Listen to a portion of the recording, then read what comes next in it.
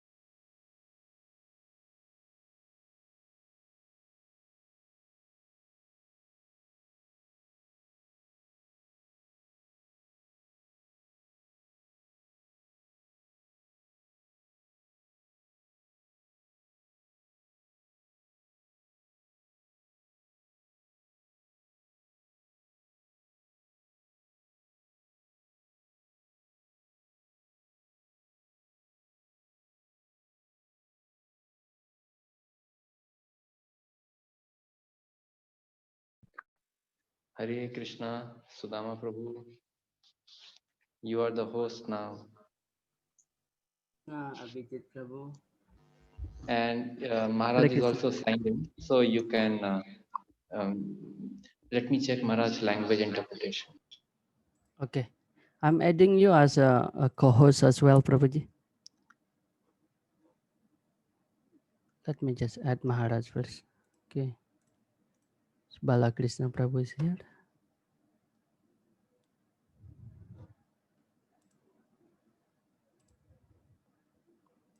I'm adding Maharaj as co-host as well. Oh, Balakrishna Prabhu is here. Balakrishna Prabhu, can you translate today?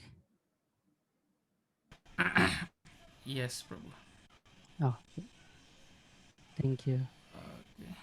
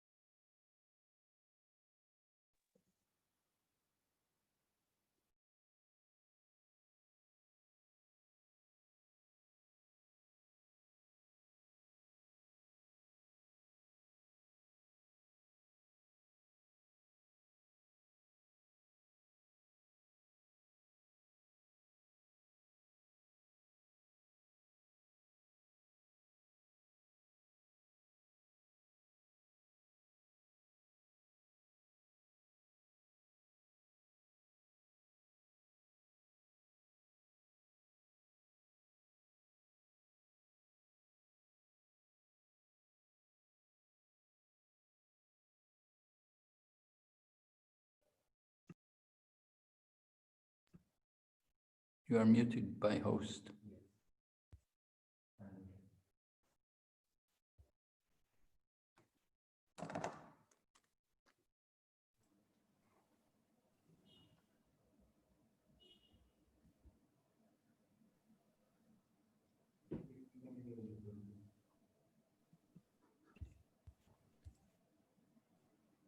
Okay. Om Jnana Timirandasya Gyananjana Shalakaya Chaksurunmilitam Yena Tasmai Shri Gurave Namaha. Namo Vishnu Padaya Krishna Pristaya Bhutale Srimati Bhakti Vedanta Swami Niti Namine. Namaste Saraswati Devi Gauravani Pracharine Nirvishesha Shanyavadi Paschatya Deshatarine Vanchakalpatarubhyascha Kripa Sindhu Bhayevacha Patitanam Pavanebhyo Vaishnavibhyo Namo Namaha. Jai Shri Krishna Chaitanya Prabhu Nityananda Shri Advaita Gadadhar Shri Vasadi Gaur Bhaktavinda Hare Krishna Krishna Krishna Hare Hare Hare Rama Rama Rama Hare Hare. So welcome everyone to our ongoing study of the Nectar of Instruction for the Bhakti Shastri course. Last night we began looking at text number 9, and we were hearing about the hierarchy among different places. You know, some places are even more powerful and purifying than other places. Not everything is the same. It's not all one. You know, we're following the Vaishnava philosophy. It's taught by Chaitanya Mahaprabhu. For the Mayavadis, it's all one. Everything is one. And they see the whole material world as illusion. And they don't give much importance to holy places. But for the devotees, we give a lot of importance to holy places. And some places are even more important than others. So we were hearing about the hierarchy as described by Rupa Goswami. He was talking first of all about the Vaikuntha planets, how the Vaikuntha planets are superior to the material world, right? And then higher than Vaikuntha, Ganga Prasad Prabhu, do you know what's after Vaikuntha? That is Mathura. Mathura, right. Lord Krishna took his appearance there. Yes, the birthplace of Lord Krishna, Mathura. Right. There's Mathura district and there's the Mathura capital, the city or the town. And I think they're speaking about the town because they talk about the birthplace of Lord Krishna. So Krishna's birthplace is there in the town of Mathura. And there's a temple built there now, big temple. There's also a mosque just next door. So it's interesting to go there. And after Mathura then, Ganga Prasad Prabhu? Higher than Mathura? The 12 forests of Vrindavan, where Yes. Krishna had pastime with his cowherd girlfriends and their boyfriends. Right, Krishna performed Rasa Leela there in the forests of Vrindavan. So that's even more special than Mathura, because Krishna is there with his very intimate devotees, the gopis. And even higher than Mathura? Higher than Mathura is Govardhan. Higher than Vrindavan is Govardhan. Because? Because Krishna lifted it with his own hands and protected the devotees for days. Yes. So Govardhan Hill, very sacred, very special. When we go to visit Vrindavan, we like to go to Govardhan and perform parikrama around the hill, 24 kilometers. Quite a good walk. Takes about 4.5 hours or 5 hours, depending on how fast you can walk. So Lord Krishna picked up the Govardhan Hill and called all the devotees and all the cows also, they all came under the Govardhan Hill. And Krishna protected everyone from the wrath of Indra. But then even higher than Govardhan Hill is the Radha Kund. Yes. Why? Why is Radha Kund so special? Because Krishna had many pastimes with Radha and the cowherd girls and their mates there. Right. Radha Kund is even more sacred, more special than Govardhan Hill, because Lord Krishna can enjoy very intimate association there with Srimati Radharani. When he's having Rasa Leela, many gopis are present. And sometimes Radharani will get upset and she will go and leave the Rasa dance because she sees Krishna with all the other gopis. And when Krishna picked up the Govardhan Hill, everyone was there. Nanda Maharaj, Mother Yashoda, all the gopas and all the gopis, everyone, they were all under the hill. So Radharani didn't get an opportunity to really be close with Krishna. But at Radha Kund, it's very special. Only very intimate associates of Radha and Krishna are there to see the pastimes in that place. So we want to point out that the worship, the respect which we give to Radha Kund is unique, really, that we're different from other sampradayas. The other Vaishnavas, they may come to Radha Kund and offer obeisances, but they don't have the same kind of reverence which the Gaudiya Vaishnavas give to Radha Kund.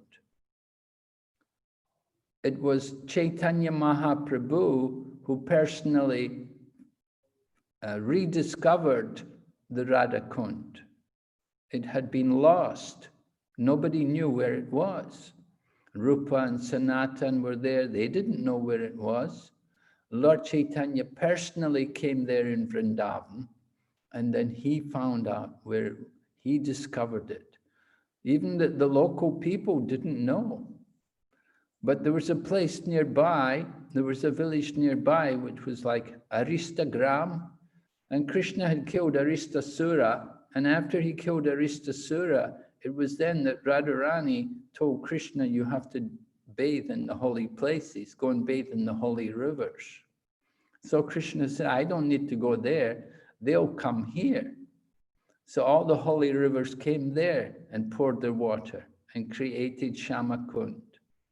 And then Radha Kund was also created with the water from Manasaganga and the holy rivers.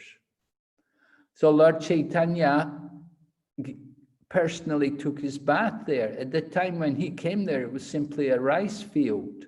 And he took his bath there and told the devotees, this is Radha Kund. So later on, Rupa and Raghunath came and lived there, and they were able to purchase the land, and then gradually they got more support and people contributed, and they were able to make the nice kunda, which is there today. Actually, there's a pastime that one man, he had a lot of money, and he was going to take the money to Badarik Ashram in the Himalayas.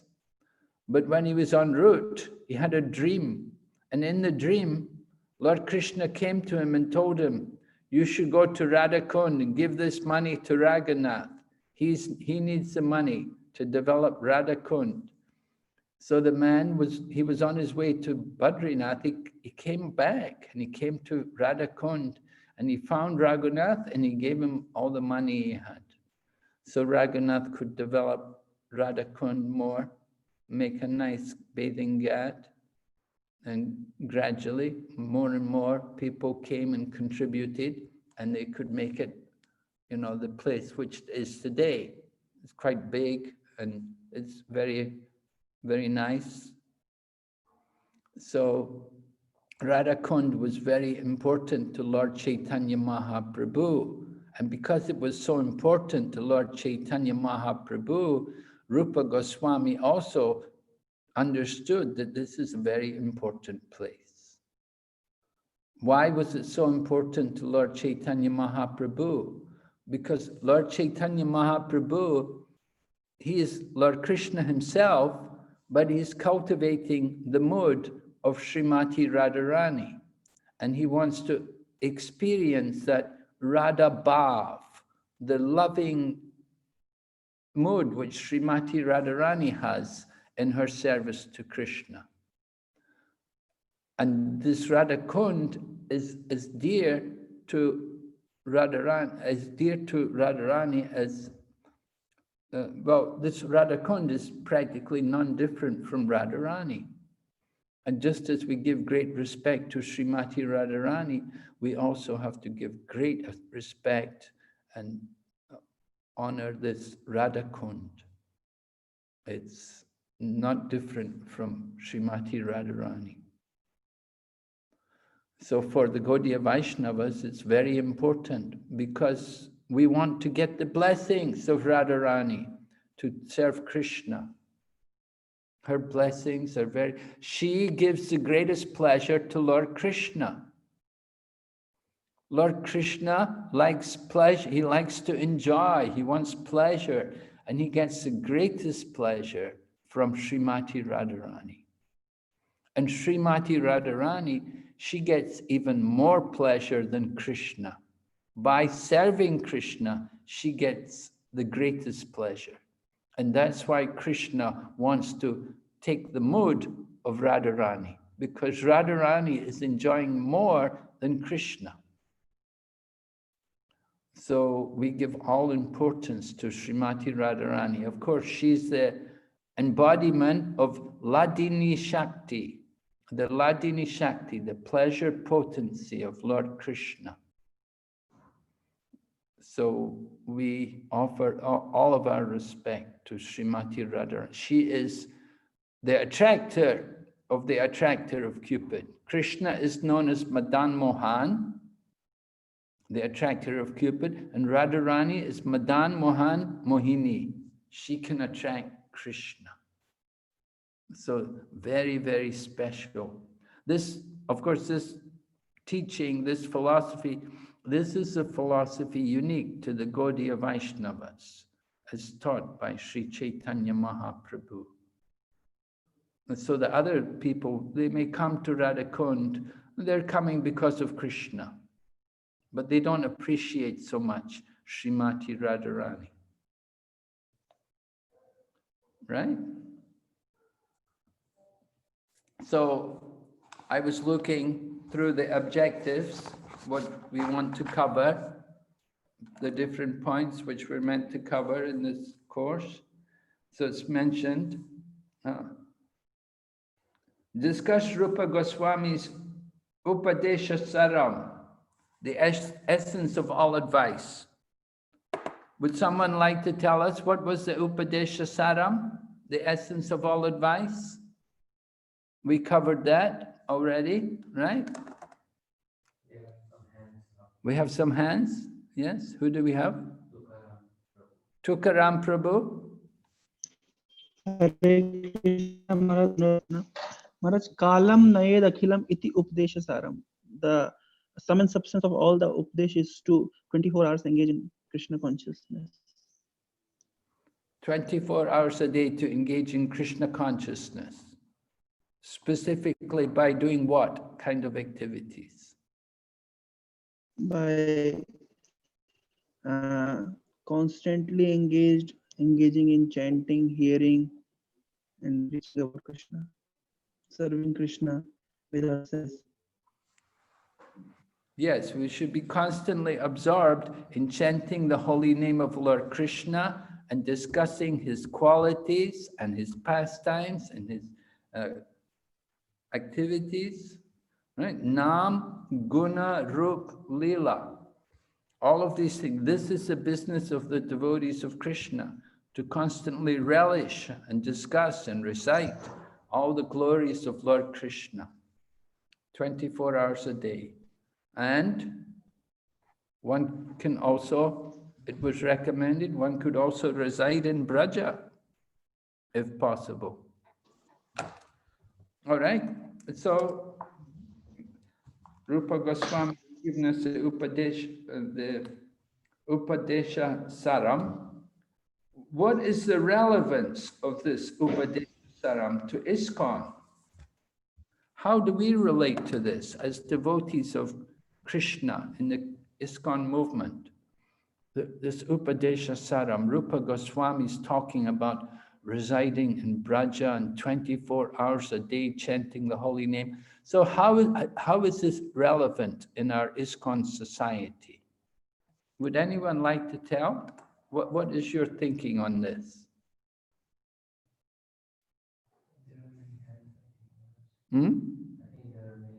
There are many hands?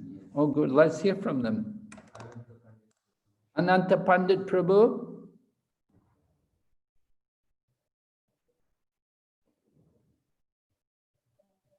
Hare Krishna Maharaj, Dandavad Pranam. Hare Krishna. Jadi relasi hubungan antara Upadesha Saram ini dengan ISKCON adalah, jadi di ISKCON bagaimana ajaran-ajaran Sri Rupa Goswami ini diaplikasikan dengan ISKCON menerapkan sadhana bakti seperti chanting 16 putaran, mengikuti prinsip-prinsip yang disebut sebagai Vaidhi Bhakti. Setelah itu, setelah dia berangsur-angsur menjadi dia melepaskan semua dorongan-dorongan tersebut, 6 dorongan tersebut, dia menjadi mantap, mulai mantap, melalui bimbingan dari seorang guru kerohanian. Dia setelah itu dia diperbolehkan untuk tinggal di Braja atau di Brindawan. Setelah itu dia dibimbing di sana. Jadi dia tinggal di Brindawan atas bimbingan dari seorang penyembah yang sudah maju.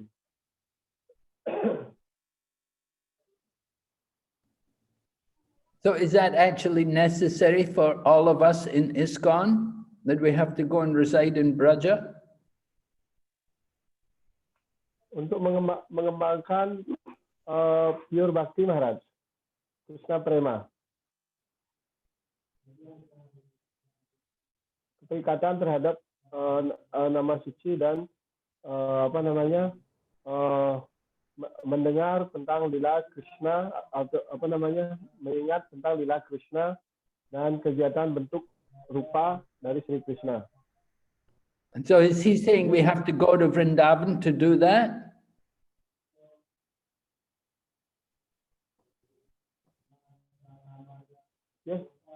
Yes, Maharaj. Well, I don't think that's true. I don't agree.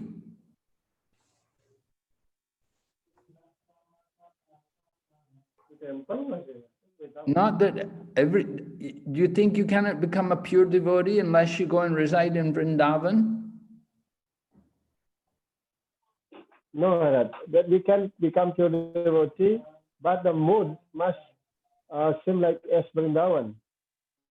We can do in a temple like that, stay in your temple, doing sadhana also. Yes, right. And associate with Maharaj. Yes, we can do it in our own temple. We can create the Vrindavan atmosphere wherever we are. Yes, We can Maharaj. create the mood of Vrindavan, the Vrindavan atmosphere. We have Tulsi, cultivate nice Tulsi, Yes, Maharaj. and you have the deities, you have your temple room, you have the holy name, we have the books, the Bhagavatam. We don't need to go to Vrindavan, but we can create the Vrindavan mood wherever we are. This is the purpose of ISKCON. Not that everybody has to go and live in Vrindavan and sit down in Vrindavan to become a pure devotee. But wherever we are, we can make that place as good as Vrindavan. We can have pictures even, you can take nice pictures of the Govardhan Hill, and you can put up nice pictures if you like to meditate on the Govardhan Hill. We can have also, we can keep cows, just like you're in Bali. Do you have cows there? Does anybody keep cows in Bali? Yes, Maharaj. We have cows. Good. So that's very nice. We have 25, more than 20. So we keep cow, we can see it all in relation to Krishna. We can see it all as Vrindavan. Wherever we are, that is Vrindavan. The devotees are there, everything is there. It's a replica of Vrindavan. So this is our mood in ISKCON. Yes, sir. Srila Prabhupada's mood and mission is to create these holy places around the world. And, you know, it's the presence of the devotees that make a place holy. And Prabhupada didn't have a very good opinion about Radha Kund, because he had seen that some of the people there, many of them are quite degraded. And they're not really qualified to be living in Radha Kund. One time, one of the devotees from Vrindavan, he had gone there to Radha Kund, and Prabhupada found out. Prabhupada sent one of his senior men there to go and bring him back. Don't let him stay there. Tell him to come back here. Prabhupada wasn't eager for us to go there to Radha Kund. He liked us to be in our temples, stay in our ISKCON temples. And that's where we can do good hearing and chanting. We will hear Prabhupada's teachings. We will get the proper mood and the proper message. Right. Okay, so thank you, Prabhu. All right, so then we spoke about the hierarchy of spiritual places. The next, it says, explain why the importance of Radha Kund cannot be realized by devotees in other Vaishnav Sampradayas, right? I've tried to explain that Sri Chaitanya Mahaprabhu has taught us the very special position and significance of Srimati Radharani. We have to understand that before Lord Chaitanya's time, people were not worshipping Radha and Krishna. They would simply worship Krishna. It was Chaitanya Mahaprabhu, through his teaching, he explained the position and the importance of Radharani, that she is the pleasure potency of Lord Krishna, and Lord Krishna is never alone, but he's with his eternal consort in the form of Srimati Radharani. And so it was Janava Devi, the consort of Lord Nityananda. She would often go to Krishna temples and she would add a deity of Radharani beside the deity of Krishna.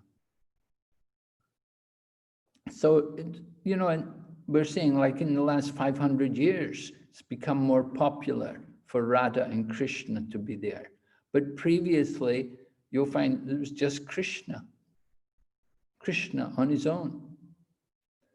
Prabhupada never liked these pictures. If somebody painted a picture with just Krishna and maybe some light, some effulgence coming out of the head of Krishna, Prabhupada said, this is Mayavadi. He said, this is the impersonal mood. They simply think like that it's all energy, just energy. Krishna is just energy. And they're thinking the Brahman is the supreme and Krishna comes from the Brahman. So Prabhupada was very particular about things. He said, Krishna is never alone. We have Krishna Balaram, we have Radha Krishna, we have Krishna and Mother Yashoda. We don't just have Krishna on his own. So this is due to the teaching of Chaitanya Mahaprabhu. Okay, then explain why the gopis are considered the most exalted of all the devotees.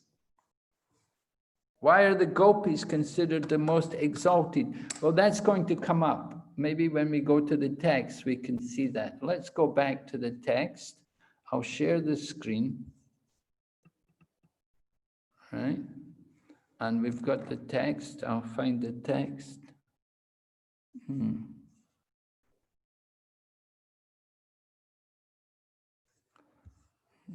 Somewhere.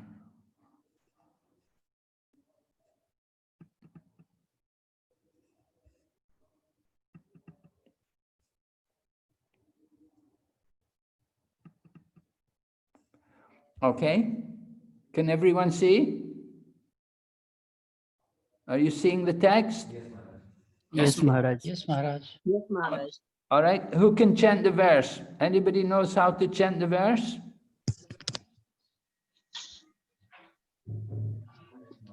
Who's there? Well, Mr. Prabhu will give you a chance. Gita Anduleka did it last night.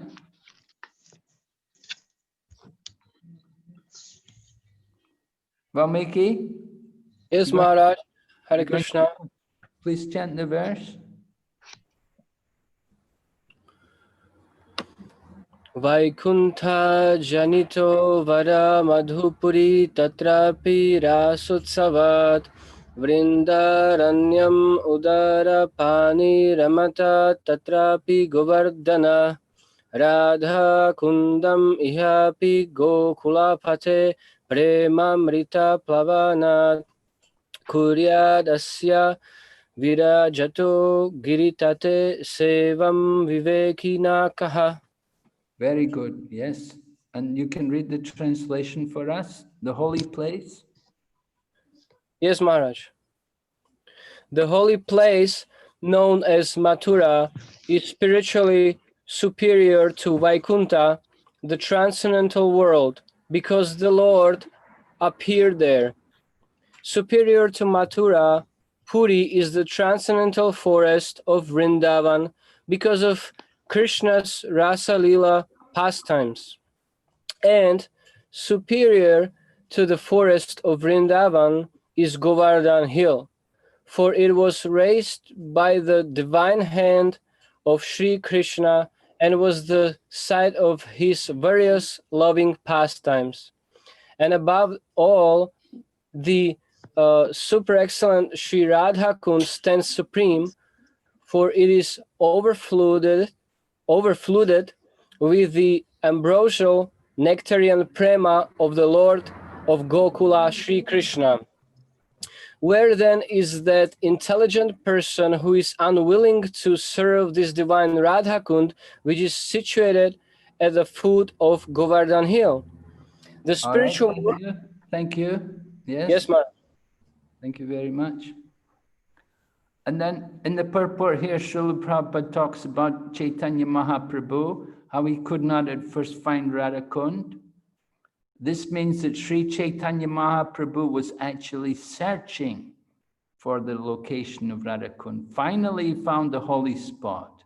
He took his bath in the small pond and told the devotees, "This is Radhakund." Later, the pond was excavated. Srila Rupa Goswami has given much stress to Radhakund because of Sri Chaitanya Mahaprabhu's desire to find it. Who then would give up Radhakund and try to reside elsewhere? Right? So we see, for example, in Mayapur, there's a temple of Srila Bhaktisiddhanta Saraswati, and there he has a Govardhan Hill, and he has also Radhakund and Shamakund at the side. They created their own Radha Kund and Shama Kund. So, like that. Let's go ahead. Text number 10. Gita Indulekha Maharaji, you can chant text number 10. Hare Krishna Maharaj Dandatna. Karmibhyo parito Hare priyataya vyaktim yuyur jnanina tebhyo jnan vimukta bhakti parama premanishtha tebhyasta pashupal pankadrishabhyo pisa radhika preshta tadvat tadiyam sarasi tamna shretka kriti. Wow. Shall I read the translation? Yes, please. In the Shastra, it is said that of all types of fruitative workers, he who is advanced in knowledge of the higher values of life is favored by the Supreme Lord Hari. After many such people who are advanced in knowledge, Gyanis, one who is practically liberated by virtue of his knowledge, may take to devotional service. He is superior to others. However, one who has actually attained prema, pure love of Krishna, is superior to him. The gopis are exalted above all advanced devotees because they are always totally dependent upon Krishna, the transcendental cowherd boy. Among the gopis, Srimati Radharani is the most dear to Krishna. Her Kund lake is as profoundly dear to Lord Krishna as this most beloved of the gopis. Who then will not reside at Radhakund and in a spiritual body surcharged with ecstatic devotional feelings? A Prakrit Bhav, rendering loving service to the divine couple Sri Sri Radha Govind, who perform their Ashtkali Leela, their eternal eightfold daily pastimes. Indeed, those who execute devotional service on the banks of Radhakund are the most fortunate people in the universe. Thank you. So we can see here a hierarchy among the devotees. First of all, it says there are many types of fruitive workers, so karmis. But somebody superior to the karmi, he's advanced in knowledge. The jnani is better than the karmi, right? Because the jnani has some knowledge of the higher values of life. And among the jnanis, some jnanis are very fortunate because they do devotional service. They come to take up devotional service. And so then out of people who do devotional service, one who develops prema, love of Krishna, he's the best. And of those who've got prema, the gopis are the best. They're the most advanced of all the devotees because they're totally dependent upon Lord Krishna, the transcendental cowherd boy. So there are many, many gopis. Krishna has many gopis. And among all the gopis, Srimati Radharani is the most dear to Krishna. So you can see the hierarchy among the devotees. And then it goes on to explain about Radha Kund, that her Kunda is as dear as she is dear, not different from her. And he speaks about the Astakaliya Leela, the eightfold pastimes.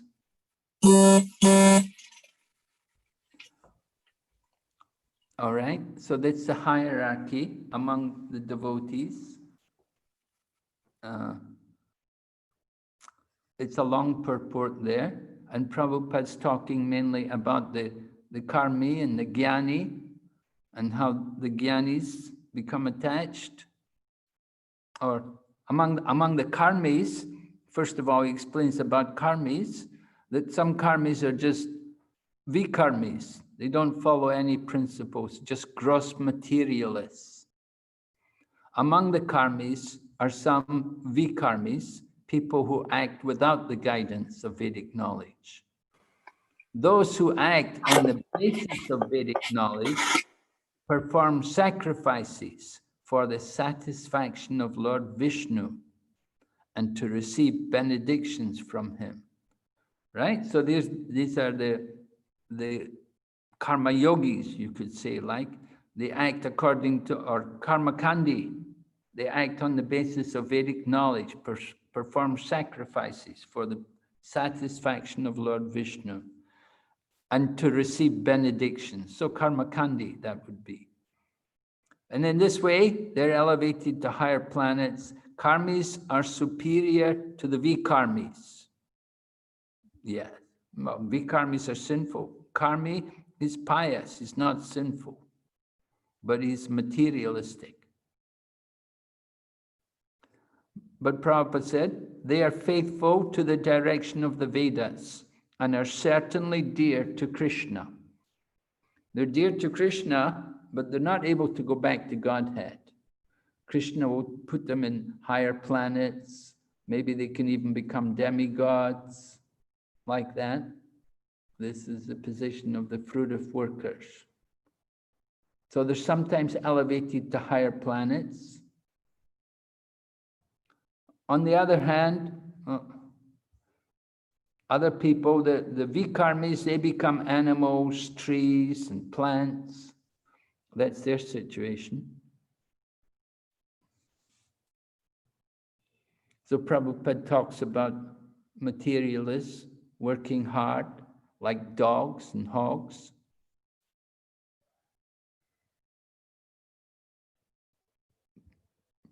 But they've not understood the purpose of human life. Make many plans to become happy. Prabhupada talks about people making money, working hard all their life just to get money. And they don't think about the higher purpose of life. Materialists do not know that in the next life, they will be degraded and that all their activities simply serve as parabhava, their defeat. And Prabhupada quotes Srimad Bhagavatam, how they'll be defeated. So we should be eager to understand Atma Tattva. So that is the Jnani.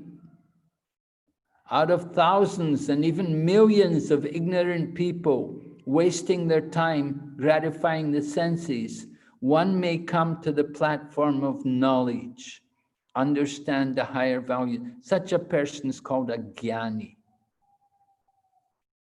Jnani knows that fruitive activities will bind him and cause him to transmigrate.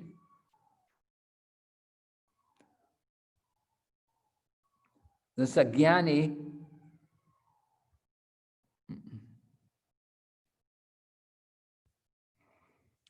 is superior to a karmi because he at least refrains from the blind activities of sense enjoyment. However, a Jnani may be liberated from the ignorance of the karmis. Although a Jnani may be liberated from the ignorance of the karmis, unless he comes to the platform of devotional service, he is still considered to be in ignorance. Bahunam jnanmanamante jnanavam mam prapajyante Vasudev sarvamiti samahatma sudurlabha. Right? When the goal of knowledge is to surrender to Vasudev, Krishna, but such a soul is very rare. So the Jnani he becomes perfect when he gets when he gets knowledge of devotional service. And if he has no information about devotional service, he's still in ignorance. So Prabhupada quotes a verse I just quoted. So then Prabhupada goes on, after taking to devotional service, under the regulative principles, a person may come to the platform of spontaneous love of God, following in the footsteps of great devotees like Narada and Sanaka and Sanatan. The Supreme Personality of Godhead then recognizes him to be superior. The devotees who have developed love of God are certainly in an exalted position. So, of the devotees, the gopis are recognized as superior because they do not know anything other than satisfying Krishna. Right? Why are the gopis so wonderful? They don't know anything else except satisfying Krishna. And nor do the gopis expect any return from Krishna. Sometimes Krishna puts them into extreme suffering by separating himself from them. Nonetheless, they cannot forget Krishna. When Krishna left Vrindavan for Mathura, the gopis became most dejected, spent the rest of their lives simply crying in separation from Krishna. This means that in one sense, they were never actually separated from Krishna. So this is why the gopis are the best of all the devotees, because they serve Krishna without any expectation of anything in return. They don't want anything for themselves, and they don't have any other purpose in life other than satisfying Krishna. They don't worry about their own name and reputation or their chastity. They will sacrifice everything for Krishna. So then Prabhupada goes on to explain, there is no difference between thinking of Krishna and associating with him.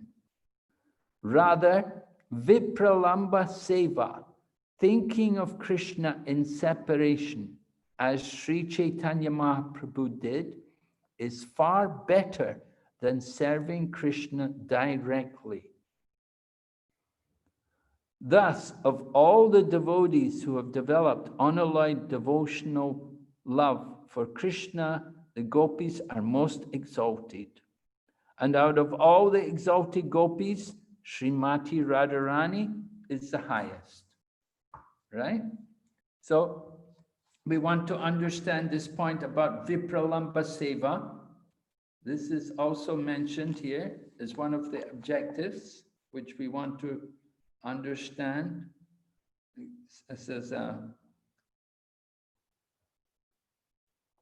discuss Srila Prabhupada, discuss how the principle of Vipralamba Seva reflects Srila Prabhupada's mood and mission.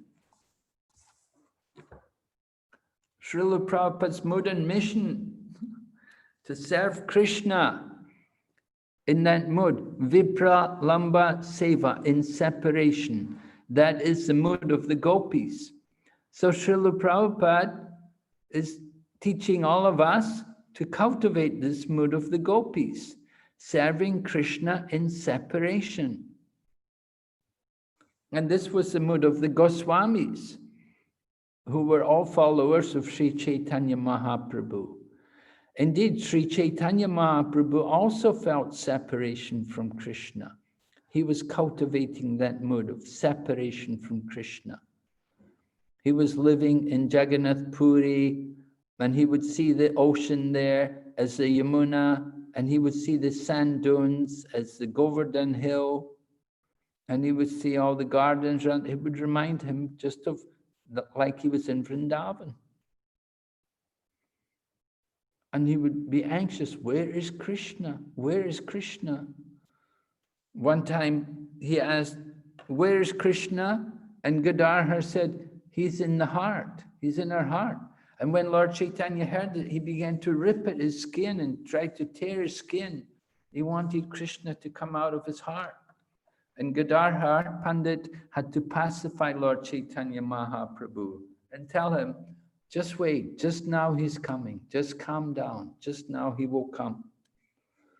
And Mother Sachi was watching, and she was very concerned when she saw her son try to rip open his heart.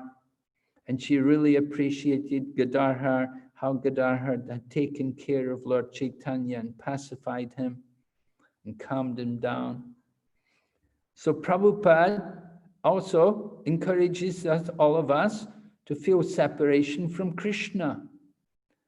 And in the mood of separation from Krishna, then we will chant the glories of Krishna and we will discuss topics of Krishna. This is the mood of the gopis. This is what the gopis did. When they would be burning in the fire of separation from Krishna, they would be able to pacify themselves by remembering the Lord's pastimes and chanting his name and discussing his wonderful qualities. So Srila Prabhupada wants all of us to advance in Krishna consciousness. And our advancement depends on how much we can remember Krishna.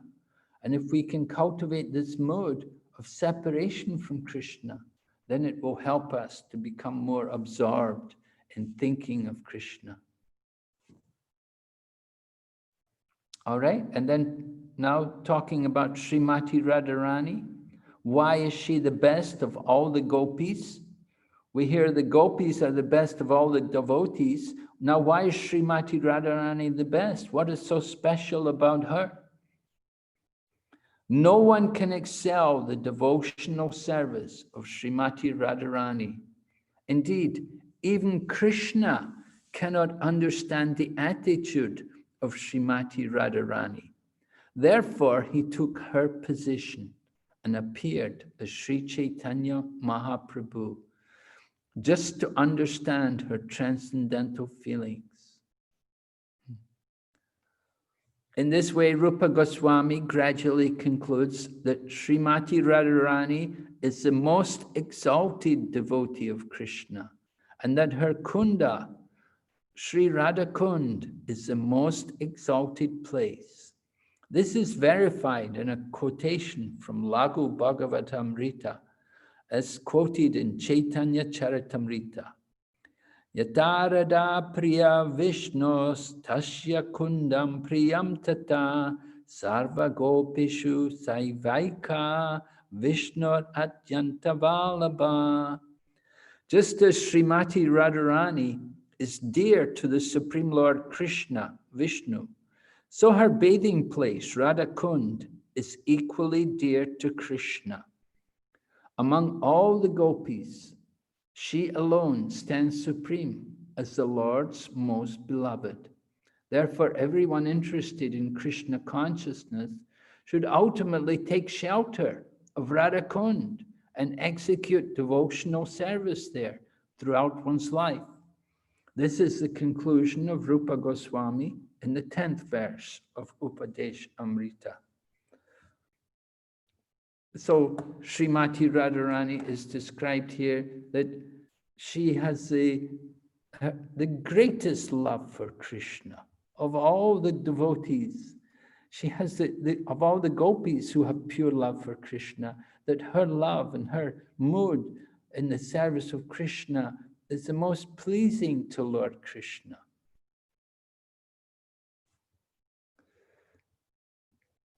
There are specific qualities of Srimati Radharani which particularly attract Lord Krishna.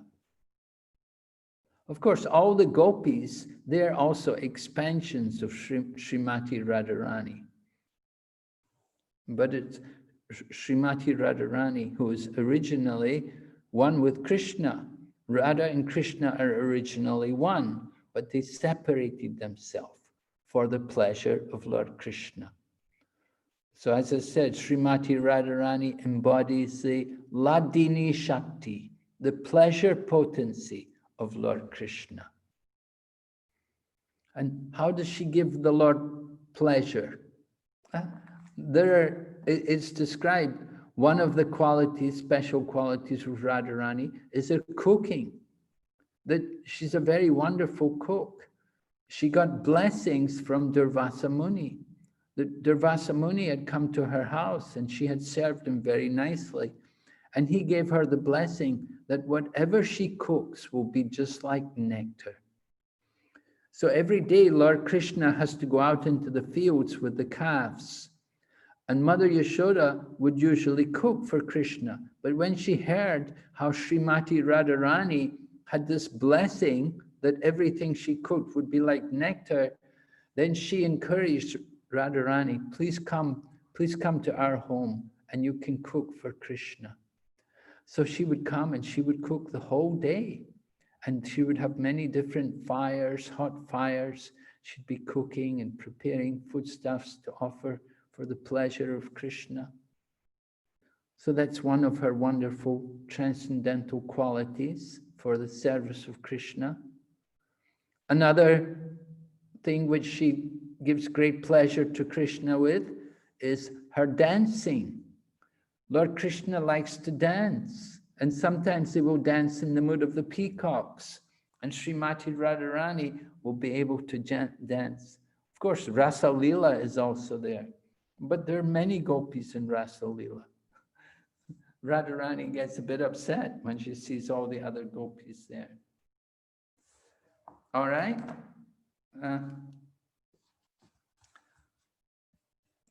We have a PowerPoint. Let me go to the PowerPoint and we'll show you some of these points which are made here in the PowerPoint.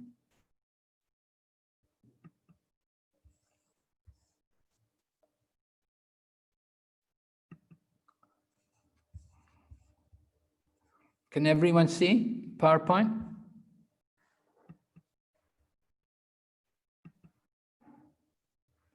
Everyone's able to see? Yes, Maharaj. Yes, Maharaj. Yes, Hare Maharaj. Yes. Okay.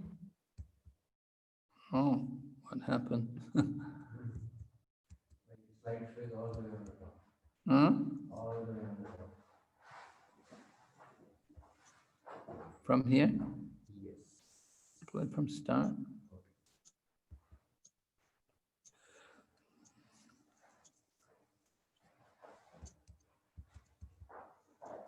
Oh, we don't need to read this. Harinam Chintamani. Oh, okay.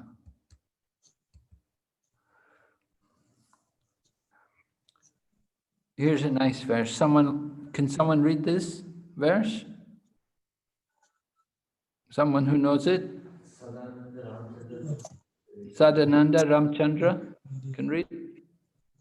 Ata Sri Krishna Namadi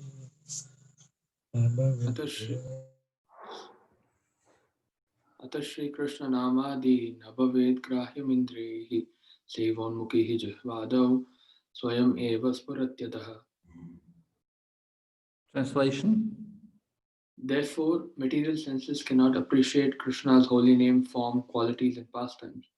When a conditioned soul is awakened to Krishna consciousness and renders service by using his tongue to chant the Lord's holy name and taste the remnants of the Lord's food, the tongue is purified, and gradually one comes to understand who Krishna really is. Yes, right. And this one? Preman janachurita bhakti vilochanena santas sadaiva hridayeshu vilokayanti. Okay. Do I complete the verse or? No, it's okay. Just what's there. Okay. The pure devotees see Krishna in their heart of hearts with the eye of devotion tinged with the salve of love. You can read this.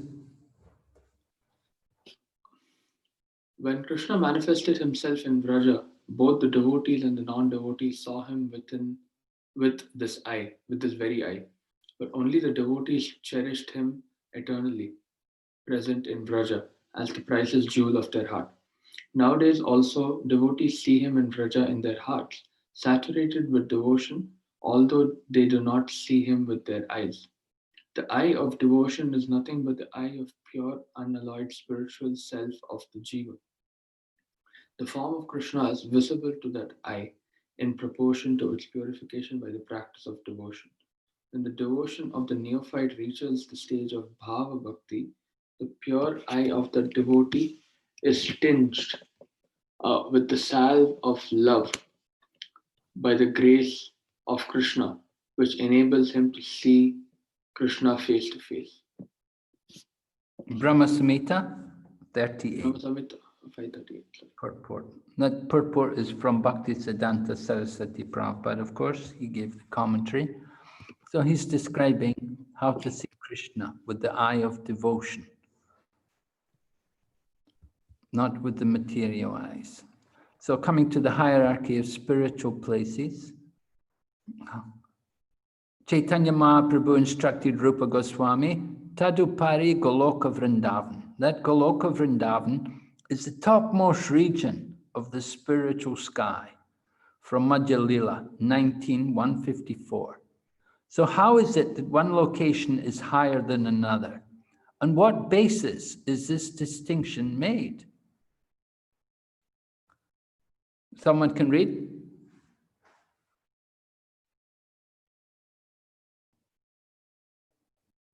Hare Krishna. Yes, please read, Mataji. Hare Krishna.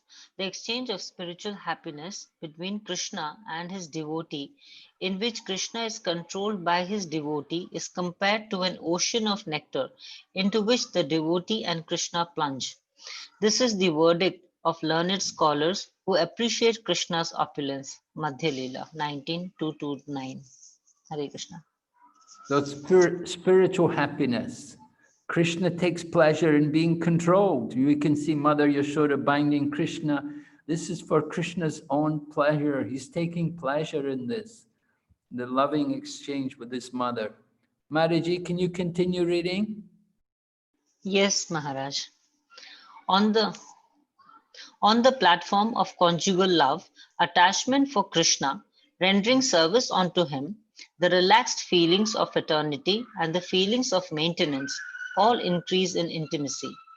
On the platform of conjugal love, the devotee offers his body in the service of the Lord. Thus, on this platform, the transcendental qualities of all five rasas are present. Madhya Lila, 19 chapter 231 to 32. Right? So on the platform of conjugal love, all the other rasas are also there. On the platform of conjugal love, the devotee is also giving service to him. The feeling of fraternity, friendship, that's also there. The feeling of maintenance, like having parents also take care, that's all there. But on the platform of conjugal love, the devotee offers his whole body in the service of the Lord. So this is a special significance of this conjugal love. The rasa of conjugal love is therefore considered supreme among all the different rasas.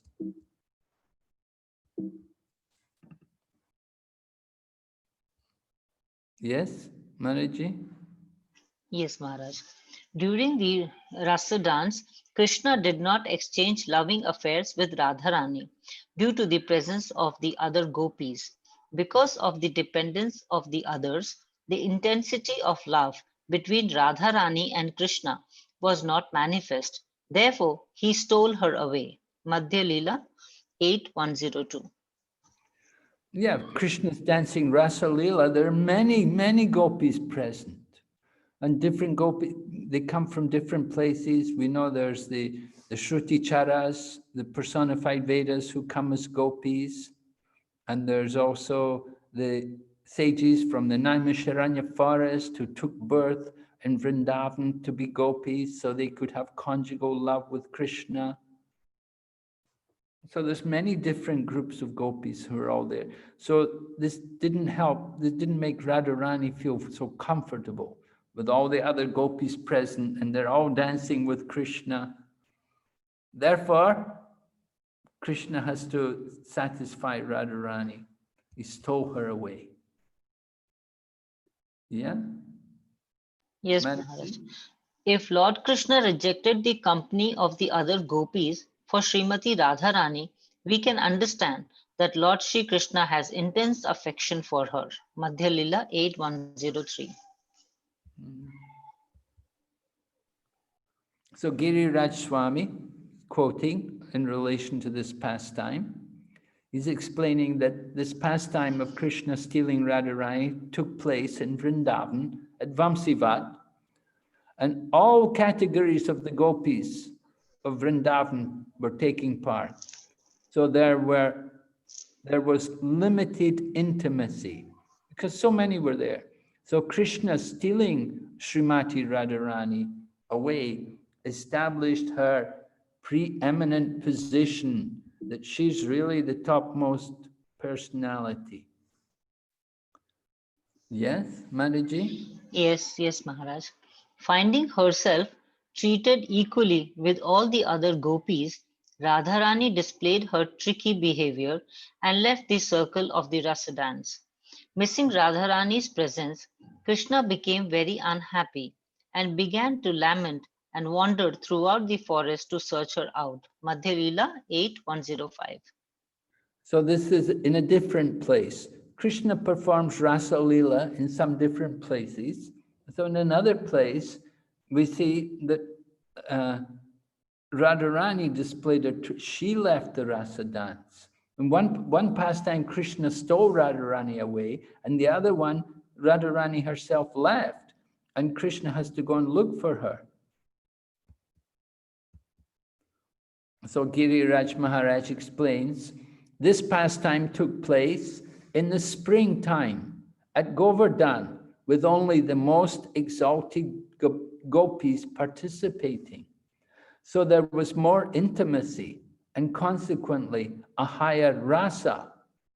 Radharani is leaving, Krishna trying to find her and lamenting when he couldn't find her, demonstrates how Krishna comes under the control of Radharani's love, which also means a higher rasa than in Vrindavan. Right? So the pastime over there in Govardhan was a little higher than what happened in Vrindavan.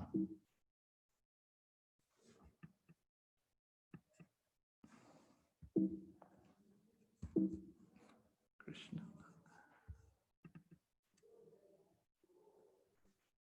Yes, Manaji? Yes, Maharaj. Among the loving affairs of the gopis, Ramananda Rai continued, Srimati Radharani's love for Sri Krishna is topmost. Indeed, the glories of Srimati Radharani are highly esteemed in all revealed scriptures. Just as Radharani is most dear to Sri Krishna, her bathing place Radhakund is also dear to him. Among all the gopis, Srimati Radharani is supermost and very dear to Lord Krishna. Madhya Leela 8:98-99. Giriraj Maharaj says, only Radharani's closest gopi friends could participate in the pastimes at Radhakund. So there was even more intimacy here than in Govardhan, and thus a higher rasa. Okay, so now we have a chart here just to show you the difference between the different places and the different rasas, right? On the left side here in the bottom, Shantaras. Shantaras is in Vaikuntha. And we will find detachment from material desires and attachment to Krishna in Shantaras. And the stage of Dasharas, which is also there usually in Vaikuntha, we will see detachment and attachment to Krishna, along with service. At Santaras there's no service, but at Dasharas one will do service. And then Gaurava Sakyaras means it's like a relationship between Krishna and Uddhava. They're not equal. Uddhava doesn't think himself equal to Krishna. He gives a lot of respect to Krishna. So that's also in Vaikuntha, offering respect to Krishna. And there's, again, it's detachment and attachment and service. But when you come to the other kind of friendship, Vishramba Sakyaras, then you're really equal. That's like the cowherd boys. They fight with each other and they climb on Krishna's back, and Krishna can be defeated by another cowherd boy. So this is Vishramba. This is different from Gaurava Sakyaras. Gaurava Sakyaras, there's some difference. Although there's some friendship, they're not really equal. But Vishramba Sakyaras, they're equal. So you can see there's another condition added, along with detachment and attachment, service, there's also confidence of fraternity, confidence of that friendship. And then parenthood, Vatsalya Ras, which is also there in Vrindavan. You get, in addition to the other quality, you get also maintenance. That the Nanda Maharaj and Mother Yashoda always want to feed Krishna and keep Krishna clean and protect him. And then in Madhurya Ras, you find Madhurya Ras, you find it in Vrindavan, it's also at Govardhan, and it's also at Radha Kund. And with Madhurya Ras, there will be everything there, as well as offering one's body for the service of the Supreme. So you can see the hierarchy among the different rasas there, different devotees, right? We put here, it says, in intimacy and love increasing, right? And pleasure of Krishna increasing, and pleasure of devotee increasing as you come to the higher ras. Madhurya Ras, the topmost pleasure for Krishna and for the devotees, and the greatest intimacy and love. Maharaji? Yes, Maharaj. Lord Krishna has made a firm promise for all time. If one renders service unto him, Krishna correspondingly gives him an equal amount of success in devotional service of the Lord. Madhya Lila. Yeah. Right, and here's the verse from Bhagavad Gita, which is quoted in the Madhya Lila also. Yes. Should I read, Maharaj? Yeah, please. Yes. Ye yatha mam prapadyante tam tathaiva bhajamyaham mama vartmanu vartante manushya partha sarvashaha. According to Lord Krishna in the Bhagavad Gita 4:11, as all surrender unto me, I reward them accordingly. Everyone follows my path in all respects, O son of Pritha. Yes. Go ahead. In Srimad Bhagavatam 10:32-22, it is said that Lord Krishna cannot proportionately reciprocate devotional service in the Madhurya Rasa. Therefore, he always remains a debtor to such devotees.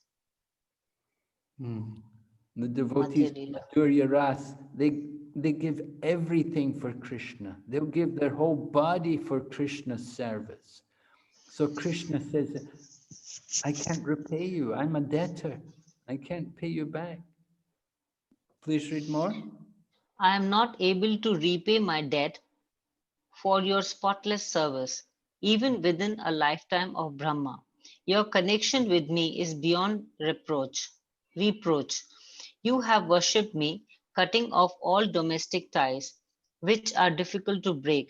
Therefore, please let your own glorious deeds be your compensation. So very famous words of Lord Krishna that he says in Parayeham, I'm not able to repay you for what you've done for me. You've done so much for me. You gave up everything. They gave up their husbands or their family that could be rejected by society because they came to serve Krishna. But Krishna tells them, your own deeds will have to be your compensation. So it's like that for devotees also. Devotees also who perform Sankirtan and go out preaching and distributing Prabhupada's books. They're doing such a glorious service. And how can they be thanked? How can we repay them? We cannot really thank them enough because they're doing such wonderful service. They have to be satisfied with their own deeds. They have to be satisfied. That's their compensation, that their own glorious activities are for their compensation. So we have to be convinced that you're doing the highest service by preaching and distributing Krishna consciousness. And actually, devotees who go out on Sankirtan and distribute Krishna consciousness, they're in the mood of the gopis. They're the most exalted devotees because that's the mood of the gopis, to give Krishna consciousness, to sacrifice everything for the pleasure of Krishna. Yes, Maraji? Yes, Maharaj. Although Krishna's unparalleled beauty is the topmost sweetness of love of Godhead, his sweetness increases unlimitedly when he is in the company of the gopis. Consequently, Krishna's exchange of love with the gopis is the topmost perfection of love of Godhead. Krishna and his devotees become perfectly intimate in conjugal love of Godhead. In other mellows, the Lord and the devotees do not enjoy transcendental bliss as perfectly. So this is Madhya Lila 894, describing the perfection there in the dealings between the gopis and Krishna, and how they give the greatest pleasure to Lord Krishna. And the gopis themselves, they're getting even more pleasure. So discussing why Srimati Radharani is very dear to Krishna now. We're going on, and there's a verse here quoted. Let's see the translation. Yes. Someone else like to read?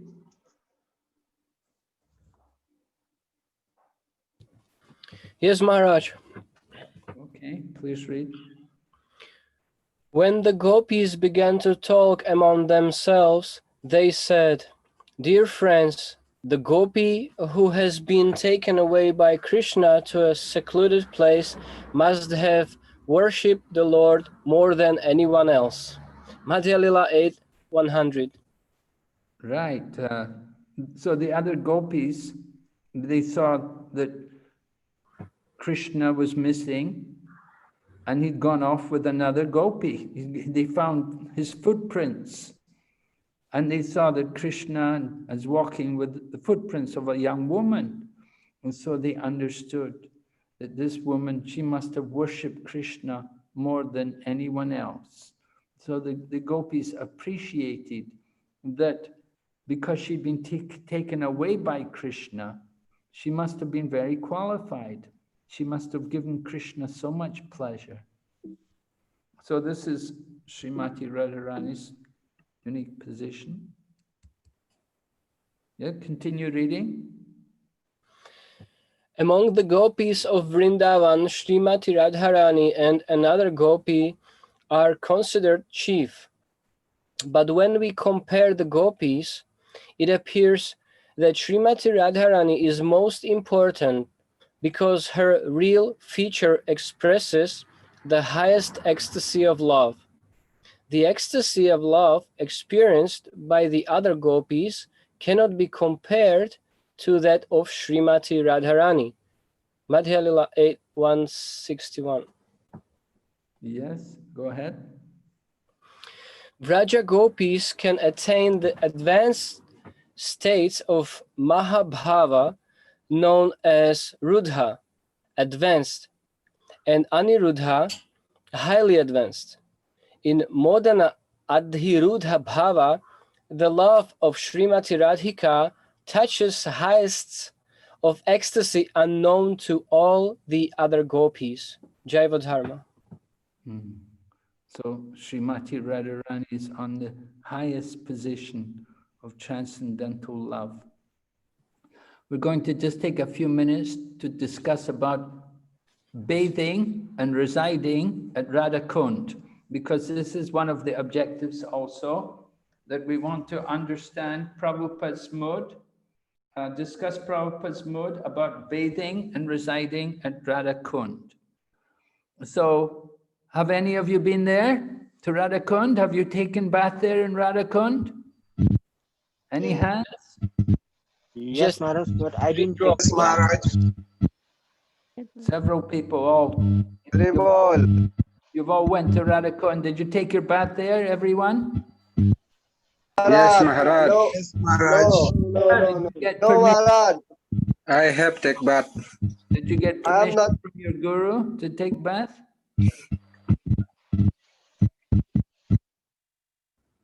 Did you get permission? How many of you got permission from your guru to take bath? Not many hands up.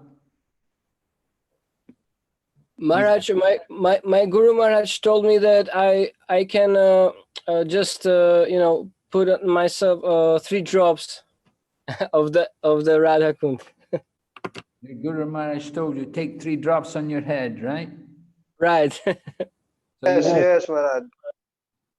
But what about the others? You took bath, huh? All right. Anyway, we'll see Prabhupada's instructions here. Who would like to read?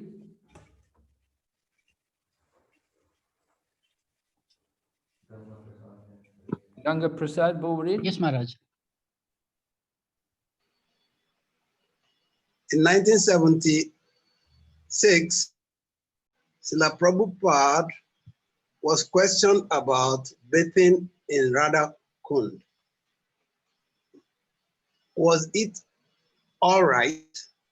He gave assent and guidelines how it must be done. With utmost reverence and respect, devotees went and a number of them began to sport, splashing and behave frivolously. Srila Prabhupada found out, became furious and banned bathing in Radha Kund. However, Srila Prabhupada's purport from Sri Upadeshamrita and the Acharya's commentary clearly enjoined us to take bath there. What is to be done? Srila Prabhupada gave permission according to time, place, and circumstance, and withdrew it likewise. Go ahead. The injunction, however, to bathe in Radha Kund is set down in scripture in a permanent form, including Prabhupada's purport. We can understand Prabhupada's anger had to do with the neophyte attitude of enjoying spirit, offensive to Srimati Radharani, to the spiritual principles of bathing in Radha Kund. The conclusion is that we should adopt the serious, mature, reverential mood desired by the Acharyas, take bath there for our eternal spiritual benefits. A ray of Vishnu, preface, Rupa Vilas Das. Thank you, Prabhu. Thank you, Maharaj. So, very clear there that you should get permission from your guru before you do it, because your guru will know if you're qualified to bathe in Radha Kund or not. We should be qualified. We should be very serious and mature and have that proper reverential mood. Otherwise, Prabhupada said, we just kick Radharani in the face. That's very offensive. So, Srila Bhakti Siddhanta Saraswati and Bhakti Vinod Thakur, they have a house in Radha Kund. So sometimes they would stay there. And it was mentioned one time Bhakti Siddhanta Saraswati Prabhupada gave a lecture to the Babajis there at Radha Kund. So they came, but when they heard that he was speaking on the Upanishads, they all left because they just wanted to hear about Gopi Bhava. They just wanted to hear about Leelas. They didn't want to hear philosophy. So Bhakti Siddhanta Saraswati described this Radha Kund has become a place for neophytes or sahajas. Many people, they go there and they imitate Raghunath Das Goswami. Raghunath Das Goswami was living there and he would take bath 3 times a day in the Radha Kund. And so many people, they go there and they try to imitate Raghunath Das, but they're not on the spiritual standard of someone like Raghunath Das Goswami, who was a very great devotee. Now, what some of the devotees do when they go to Radha Kund, I know Govinda Maharaj took a group of his disciples there one time, and they cleaned everything around Radha Kund. they got brooms and buckets of water, and they cleaned, they swept everything around the Radha Kund, made it nice and clean. So that's one way you can go there and do service for Radha Kund. Another thing you can do is do parikrama around, do dandavat parikrams around Radha Kund, offering obeisances as you go around the Radha Kund. Or just simply go around the Radha Kund and offer obeisances. Just as we circumambulate Tulsi, we can circumambulate Radha Kund. It's not that we have to all go in and take bath there. As Prabhu said, we can take 3 drops and put them on our head and offer obeisances. But if you're strongly desiring to enter in and take bath, get the permission, get the sanction from your guru, and then you can do it. All right. Someone like to read this?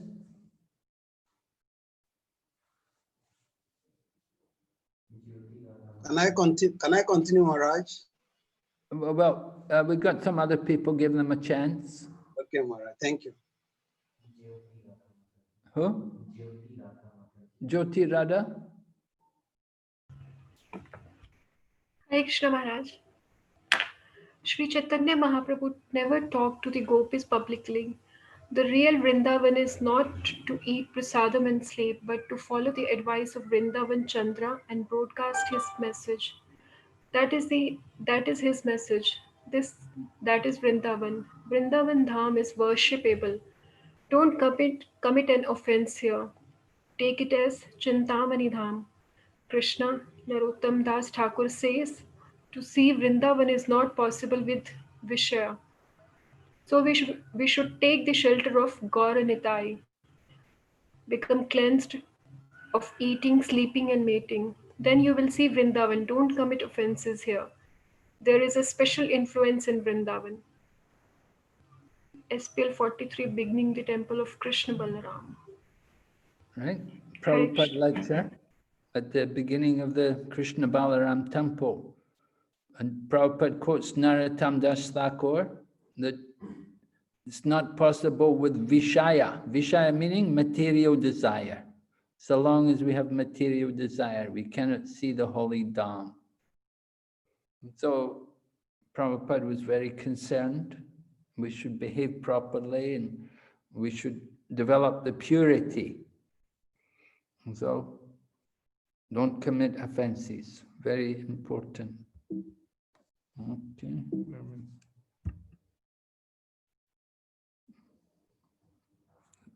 Someone like to read? Let's have someone else read. Kirti Mataji. Hare Krishna Maharaj. Yes, Prabhu. Before bhava, surrender is disturbed by anarthas and apradhas. Attainment of bhav is a big step in diksha or advancement. Diksha is complete when one comes to bhava. At this point, Krishna accepts the devotee on the same level as himself, and the devotee becomes eligible to serve Krishna with his transcendental senses. When the devotee enters bhav, he can meditate on the pastimes at Radha Kund and can stay there. Bhakti Vinod Thakur said, no one should take Babaji unless he has reached the stage of bhava, because only then one can always chant and remember the pastimes of Radha Kund. Giriraj Swami. Thank you. Thank you. But no one should take Babaji. Babaji is Babaji is the final stage of renounced life, the topmost stage. So no Prabhupada or Bhaktivinoda Thakur said, Babaji means you have to be on the stage of Baba. And that, to come to that level of Baba, you have to be very pure and you have to be very fixed and steady in your Krishna consciousness. All right. A little more, yeah? Someone like to read? Roshan Pradhan? Roshan Prabhu?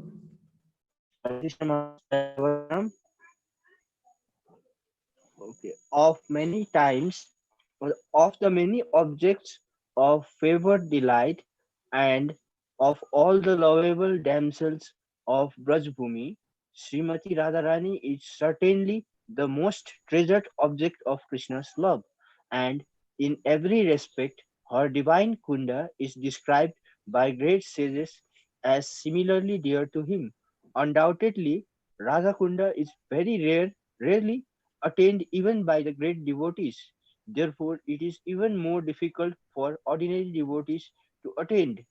If one simply bathes once within those holy waters, one's pure love of Krishna is fully aroused.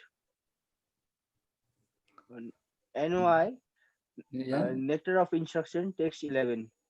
Yes. Right. Someone else like to read? Shilpa Mataji? Hare Krishna Guru Maharaj.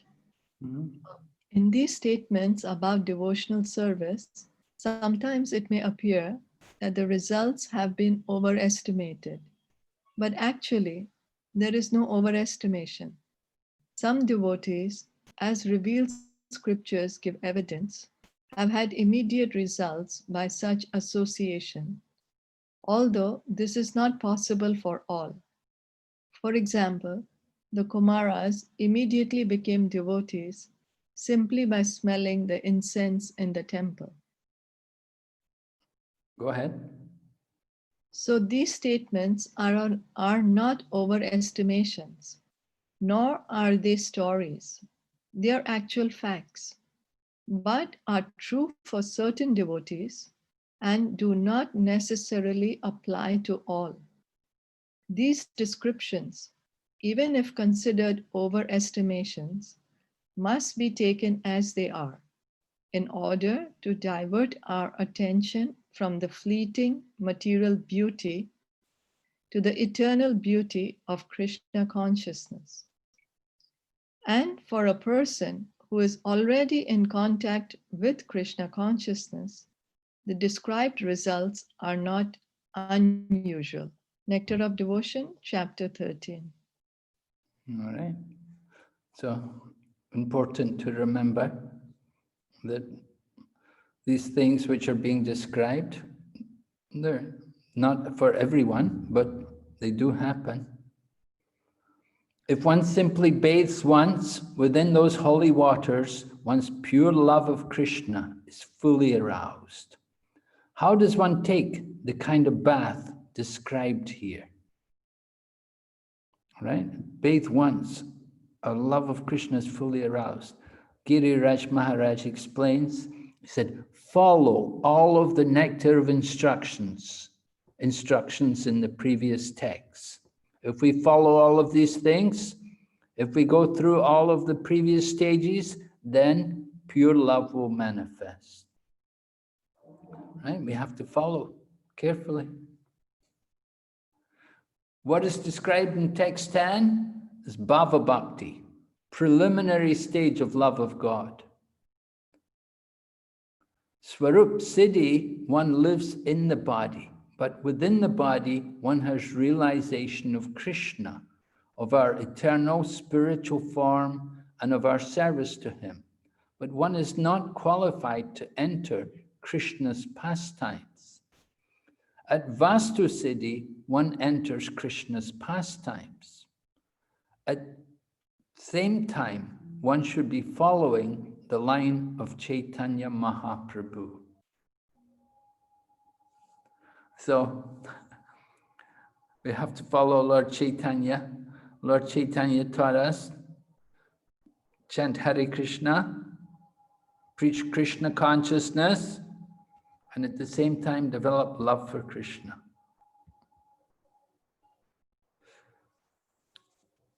Quotation here, when devotional service is situated on the transcendental platform of pure goodness, it is like a ray of the sunlight of love for Krishna. At such a time, devotional service causes the heart to be softened by various tastes, and it is called bhava, or emotion. So defining what is bhava, right? The heart becomes soft, pure goodness, transcendental platform of pure goodness. All right, someone like to read? Nice quote here, Srila Prabhupada.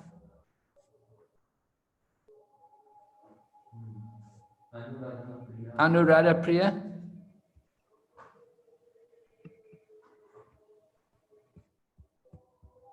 Anuradha Priya, yeah?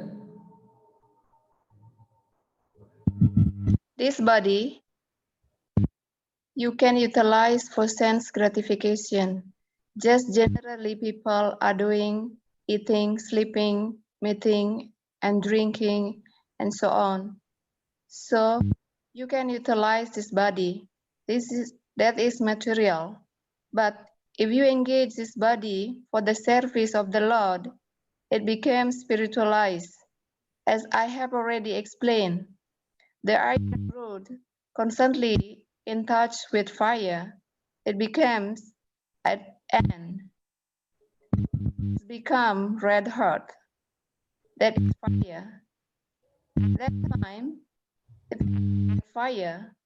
You touch that red hot iron rod anywhere, it will burn. Similarly, this body can be spiritualized, although this material body.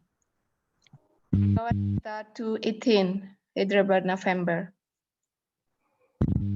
All right, so body can be spiritualized just by engaging in devotional service, by contact with the service of the Lord.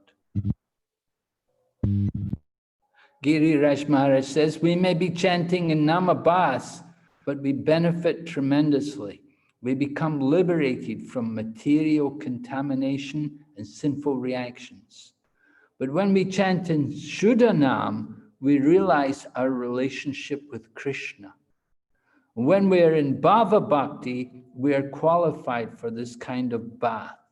Although respectful bathing before Bhava Bhakti will also be greatly beneficial. So Giri Raj Maharaj is saying, you know, even you're not at Bhava Bhakti, but if you bathe respectfully, then it's beneficial to you to take bath. Just like chanting the holy name, you know, we're not chanting the pure Nam, we're not doing Shuddhanam, we're maybe doing Namabhas. So it's beneficial. It's very helpful. It's not like we don't chant. Someone read, please.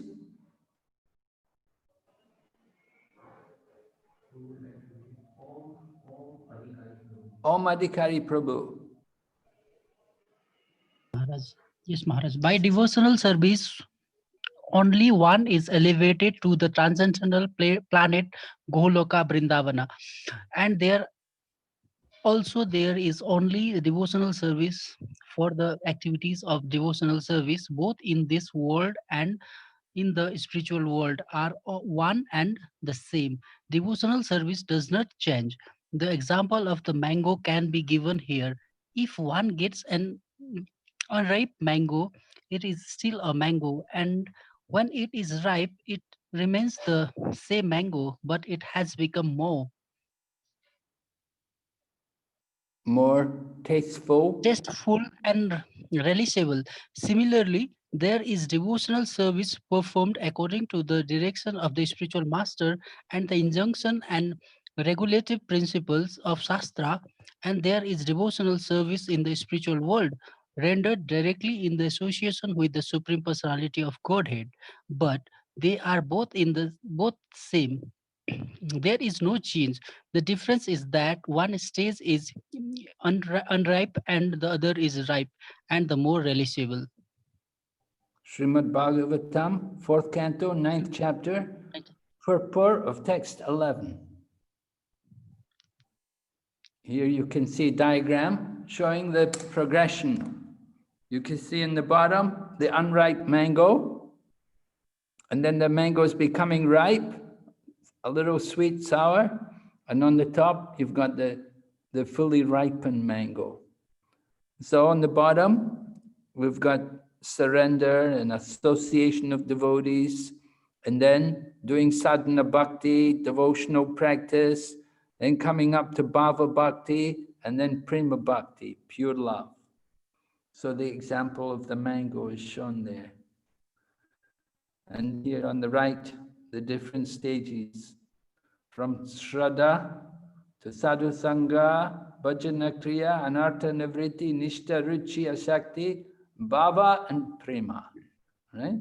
So we want to come up, you can see, increasing sweetness.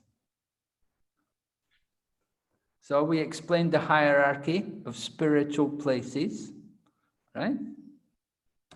You're all clear about that?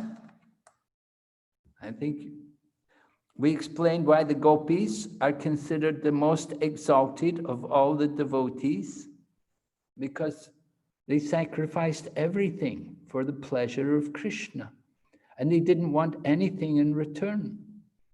And why Srimati Radharani is the most dear to the Lord? Because she has the greatest love for Krishna of all the gopis. She has the most love and she gives him the most pleasure. And Prabhupada's mood towards bathing and residing at Radhakund. You can do it, but do it with the utmost care and respect and caution. Remember, any offenses committed there, you get severe reactions, 100 times or 1,000 times what you would normally get for an offense. So you have to be very pure and qualified to live in such a holy place. Okay, how are we doing on the time? Okay. I think pretty much we've finished here tonight, Prabhu. Yes, are there any questions now?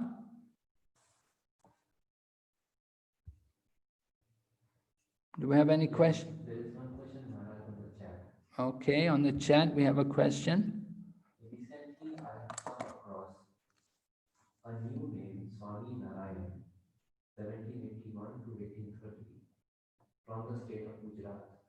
Their followers are preaching that Swami Narayan is the supreme Godhead. Krishna is his incarnation only, and they are comparing him, Swami Narayan, with Chaitanya Mahaprabhu and preaching building temples all over the world. Not sure what the question is, but this is what addressed to you, Maharaj. But there is no, I don't see any questions, so I just read everything. Yeah, I'm familiar. I've heard of Swaminarayan people before. I know that they don't chant Krishna's name, they chant Swaminarayan's name. And there is a question from Tukaram. But they're very well organized and they're very efficient in building temples. If someone wants to build it, if they want to build a temple somewhere, they have like a factory and they ship all the parts and pieces and you can build your temple yourself. They have all the parts and pieces ready and they just ship it to you and you can put up your temple. I think the question, he's added the question right below in the chat now. Did Prabhupada or any of our previous acharyas explained anything about the Akshaya Purushottam Sampradaya? And how do we need to deal with their philosophy? Akshara Purushottam Sampradaya. Oh, is that the Sampradaya of the Swaminarayan? Yes, Maharaj. No, I don't know. No, Prabhupada never mentioned it. Prabhupada never mentioned it. They were not very prominent in Prabhupada's time. After Prabhupada left only, they became more prominent and more active. But they're very organized and very good in, getting money. They're people, many of their members, they're in the diamond business. They make quite good money and they're quite good in construction as well. There's big communities of them in places like Mombasa in Kenya. There's a number of them there. They came originally from Kutch and Bhuj in Gujarat.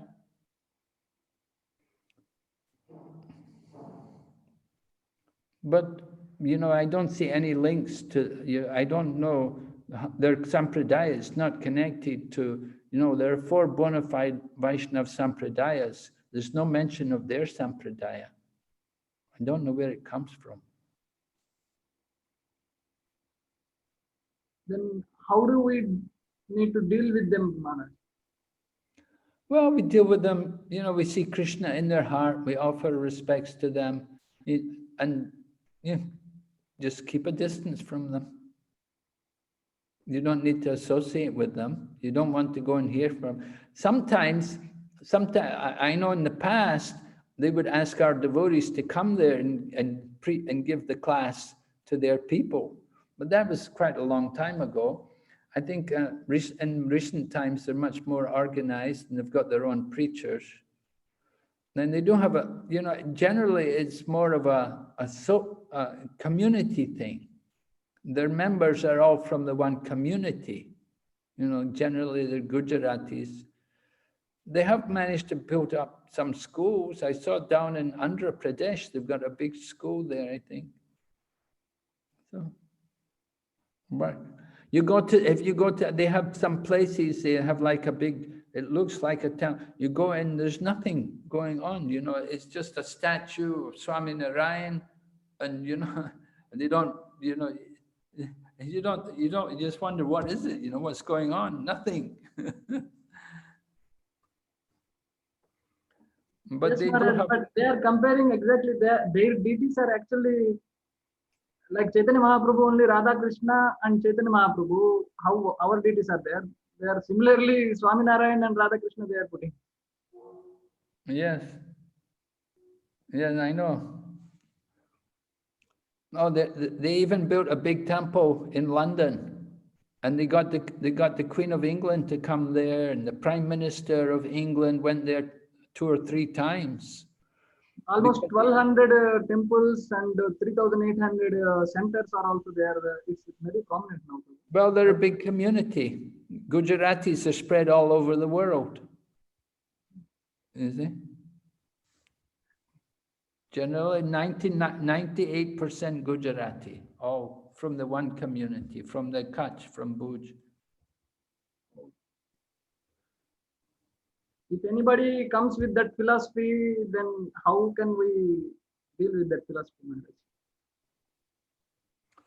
Well, you can ask them, what is your scripture? Do they have any, what scripture do they use? Usually they may They are use. also using Bhagavad Gita, Bhagavatam, all the Vedas. They are bringing that only, and same thing, Maharaj. Okay, so we don't need to disturb them. They have their philosophy, just leave them. Better just to keep a distance from them, And we have some friendship with them. They're doing their preaching, we do our preaching. No problems. Okay, man. They're very well organized. We learn, we can learn from them how to organize nicely. Yes, man. All right. Tukaram Prabhu has a question. Hare Krishna Maharaj. Maharaj, I have a question. In the chart, you mentioned that in Vaikuntha there is Shantaras and Dasyaras and Gaurav Sakhyaras. And Maharaj, like relationship between Narayan and Lakshmi, so that is conjugal relationship. So that is also part of Vaikuntha. So is it correct? Or is it conjugal relationship, something, or is it just a Dasyaras? Relationship between Lakshmi and Narayan. We see Lakshmi, what's she doing? She's massaging the feet of Lord Narayan. Right? That's Dasharas. Right? She's in the mood of the servant of Lord Narayan. So can't we say just like relationship between Krishna and Rukmini, it is Swakiya conjugal relationship. So Lakshmi and Narayan also Swakiya, cannot like is it said, can it be interpreted like that? Swakiya, they're married. Yeah, well, if you like. Generally, you know, we see the Chaitanya Mahaprabhu discussed, what did Lakshmi do? You know, Lakshmi went to Vrindavan to do tapasya because she wanted to get into Rasa Leela, right? So she went to Vrindavan to do tapasya, to try to get entrance into Rasa Leela. And she for a long time she spent there in Vrindavan doing austerity to try to qualify to get into Rasa Leela. But she couldn't do it. She couldn't enter into Rasa Leela. Why not? Because she's the goddess of fortune. She's a queen.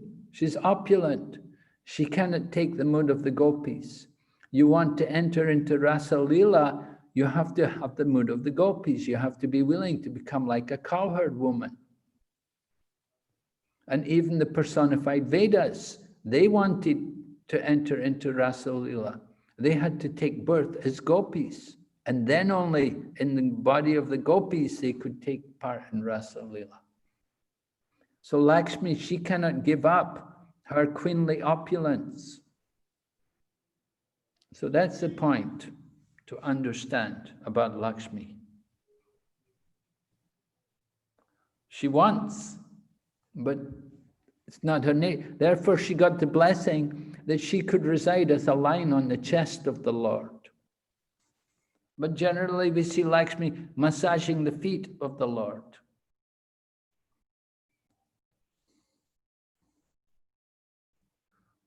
Right?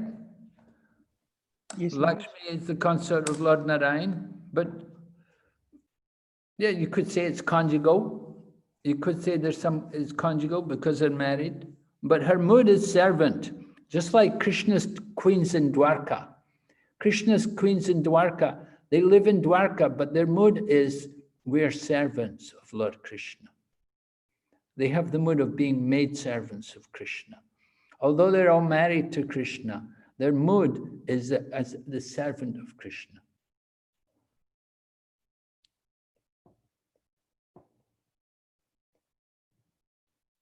Of course, that mood is there in conjugal love. In conjugal love, that mood of being the servant is also there. All the rasas are there in conjugal ras. So the mood of being the servant, the mood of being the friend, the mood of being the maintainer, it's all there within conjugal ras.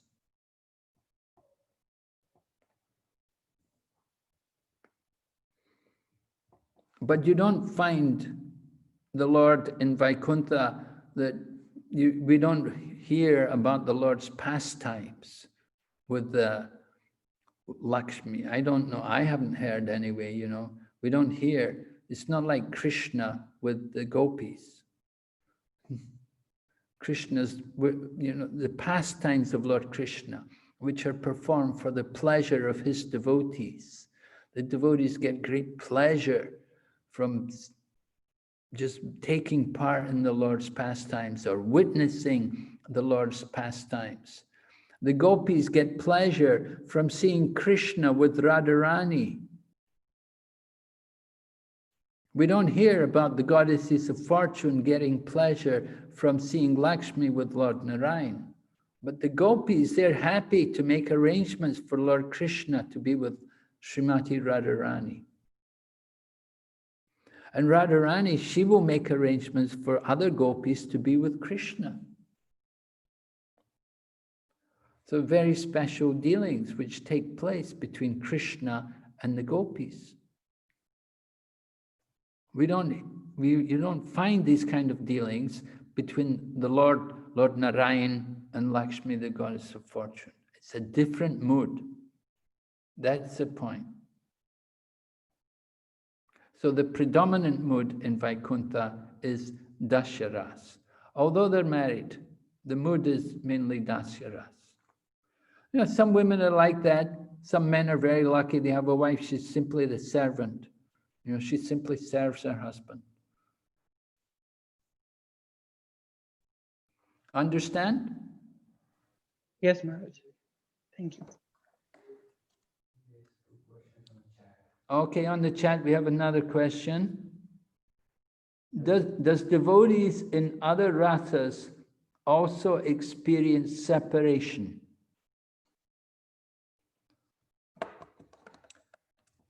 I've never heard of it. Devotees in other rasas, do they experience well, the cowherd boys, you could say the cowherd boys, they experience some separation.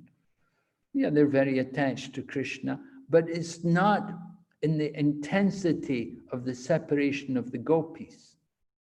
The mood, the fire of separation felt by the gopis due to their intense attachment and love of Krishna was much, much greater than the mood of separation which the other rasas feel. Although it can also be there, but certainly Mother Yashoda also felt separation from Krishna. Mother Yashoda's eyes were always filled with tears. After Krishna left Vrindavan to go to Mathura, Mother Yashoda was always crying for Krishna. She couldn't stop crying for Krishna. So that separation was there also, but it was particularly highlighted among the gopis, and that was what was described in Srimad Bhagavatam to us. And Lord Krishna also sent Uddhava there and Balaram there to pacify all the residents of Vrindavan, because all the residents of Vrindavan were feeling separation for Krishna. But they particularly noticed the intense affection of the gopis, and particularly Srimati Radharani. And we have that incident where Radharani begins speaking to the bumblebee, describing the bumblebee as being a messenger from Lord Krishna. So this kind of ecstasy, of course, it's all ecstasies. And we heard this evening how Srimati Radharani has the greatest ecstasy and love for Krishna. Right? Another question, Hare Krishna Maharaj, please explain those two terms, Vatsu Siddhi and Swarupa Siddhi. Vatsu Siddhi. Vatsu Siddhi, I don't know that term. Vastu. Vastu, is it? Vastu Siddhi. In the slide it was there. Vastu Siddhi and Swarupa Siddhi. Well, Swarupa Siddhi is our eternal form, right? Our eternal form in relationship to Krishna in the spiritual world. That's Swarupa Siddhi, our eternal form. That, somebody is a gopi, somebody's a cow, somebody may be a tree. We can take different forms for the service of Krishna. In the spiritual world, all the living entities are pure devotees, and all different forms of life are there. And these different living entities, they can change their bodies also. They can change their form simply for the pleasure and for the service of Krishna. So that's Swarupa Siddhi, the spiritual form. Vastu Siddhi, Vastu Siddhi, I don't know. It was mentioned in the slide that at the house stage. At the Bhava stage? The Vastu Siddhi is not there, but in the praying stage that is Vastu Siddhi, oh, okay. So the love of God, one has got that Vastu Siddhi, perfection. One has come to that perfection while still in the material body. Swarupa Siddhi is spiritual body. Vastu Siddhi, you still have the body. You're still embodied in this material world, but you've become perfect. Right? Okay. Any other questions? Still have 5 minutes. I have an announcement. After the class, I have to make an announcement. Raise my hand. Yes, Dinavaso Prabhu has a question. Hare Krishna, Maharaj dan dapat pranam. Saya ingin bertanya, tadi Maharaj menjelaskan di sini, orang yang mengajarkan dan memberikan kesenangan Krishna, itulah sebenarnya mood dari para gopi. Di mana seorang mengorbankan dirinya untuk kepuasan Krishna. di sini bagaimana sebenarnya kualifikasi seorang pengajar, Maharaj? Apakah bisa seorang pemula untuk bisa mengajarkan? Hare Krishna.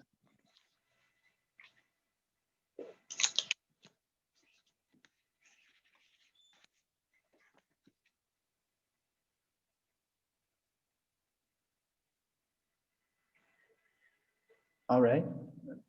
So the question is, I was talking how the devotees on Sankirtan are like in the mood of the gopis because they're sacrificing everything for the pleasure of Krishna and trying to distribute love of Krishna and Krishna consciousness to others. So he's asking, can a neophyte devotee also, can they also what?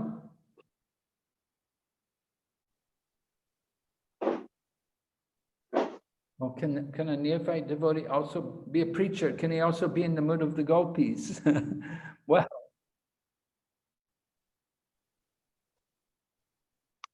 Well, we do have that, you know, in our ISKCON society, we try to prepare devotees for preaching. We try to give them some training, some education, study the basic knowledge. To preach Krishna consciousness, you don't need to know very much. You just need to be able to use what you know. And just like, you know, if you know you're not the body, you know, that's a good start, a good thing to talk to people about in the public, in ordinary people, you know, if you go up to people and tell them, you know, you're not the body, you know, it's a shock to people. It's something new to them. And so even a new devotee can do this kind of preaching. You don't have to be a big scholar. You don't have to know a lot to preach Krishna consciousness. But you have to be convinced. You have to believe what you're saying. And then you can make the right impression on people. So anybody can be a preacher. Krishna conscious. You know Krishna is God and we're Krishna's servant. That's preaching. There was a little girl when the first devotees went to England for preaching. Then later on they went to India also for preaching. There was one couple, they had a young child, little girl, only a few years old. And she would walk around with a picture of Krishna and say, this is God. He is God. We're his servants. And Prabhupada heard, he said, this is expert preaching. He said, this is the best preaching. So yes, the new devotee can also preach. But it's important to also behave.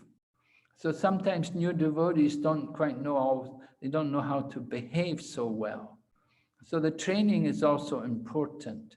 People have to be taught how to behave properly, not to be reckless and not to be wild, and to be polite and mannered, respectful. So these are some points.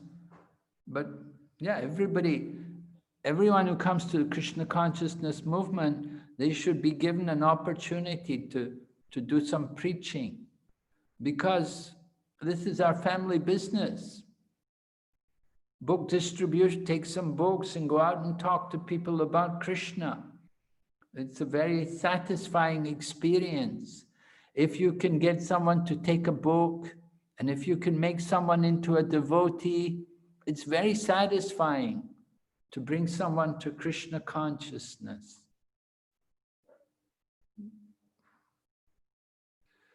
Okay, thank you very much.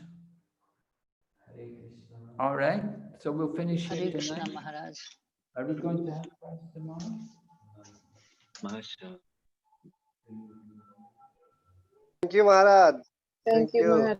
Well, I could do text. Hare Krishna. Thank you. Hare Krishna. Hare Krishna.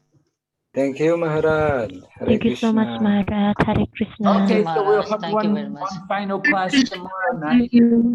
We have one final class tomorrow night, text number 11, to go through everything, finish off everything nicely. So please look over your notes, and if you have any questions, you can bring them with you tomorrow night. Okay?